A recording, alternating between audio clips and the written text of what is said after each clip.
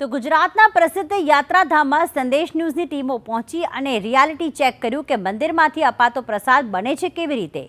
અરવલ્લીના સુપ્રસિદ્ધ તીર્થ સ્થળ શામળાજી મંદિરમાં ભક્તોને અપાતા લાડુના પ્રસાદ માટે કઈ કઈ સામગ્રી વપરાય છે તે જાણવા માટે અમારા સંવાદદાતા પહોંચ્યા અને રિયાલિટી ચેક કર્યું।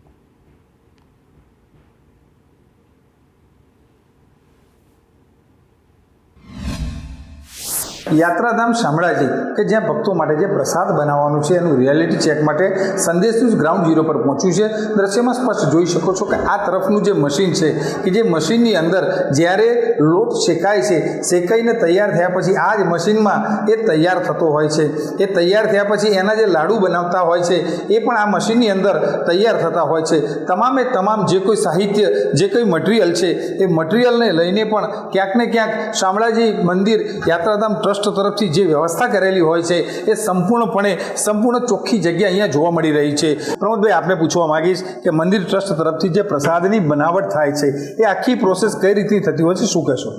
શામળાજી વિષ્ણુ મંદિર આમ તો મુખ્યત્વે પૂર્ણિમા એ મોટો તહેવાર હોય છે, અમારો મોટો ઉત્સવ હોય છે અને પૂનમના દિવસે યાત્રિકોની ભીડ થોડી વધારે રહેતી હોય છે, બાકી ચાલુ દિવસે ભીડભાડ થોડી પ્રમાણમાં ઓછી રહેતી હોય છે। એટલે યાત્રિકોના પ્રમાણમાં અમે પ્રસાદ બનાવતા હોઈએ છીએ, કારણ કે લાંબો સમય પડી રહે પણ ઠીક નથી, એટલે યાત્રિકોની જરૂરિયાત જેટલી છે એ પ્રમાણે બનાવતા હોય છે। હમણાં ભાદરવી પૂનમ નિમિત્તે અમે જે સ્ટોક કર્યો હતો એના કારણે હમણાં 2 દિવસ અમે અમારું કામ છે હમણાં બંધ રાખ્યું છે।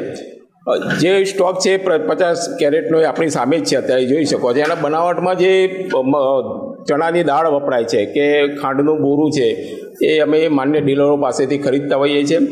બાકી જે ઘી છે અમે સાબર ડેરીમાંથી જ સીધું ખરીદીએ છીએ, જે અહીંયા શામળાજી શીત કેન્દ્ર છે ત્યાંથી અમને ડેરી પ્રોવાઈડ કરે છે। અને અમારા મંદિરની અંદર જ અમારા જે કંઈ કર્મચારીઓ છે એમના હાથે અમે કોઈ પણ એજન્સી કે કોઈ કોન્ટ્રાક્ટ પદ્ધતિથી નહીં, પણ અમે જાતે પોતે દેખરેખ રાખીને એ અમારા મશીનરીની અંદર અમે મગજ શેકાતું હોય છે, લાડુ બનતા હોય છે અને એનું પેકિંગ થતું હોય છે। અમારી દેખરેખ આગળ જ એ ત્યાં કાઉન્ટર પર વેચાવા માટે જતા હોય છે અને એ યાત્રિકો સુધી આ પ્રકારે લાડુ અમે પહોંચાડીએ છીએ। શૈલેષ પંડ્યા, સંદેશ ન્યૂઝ, અરવલ્લી।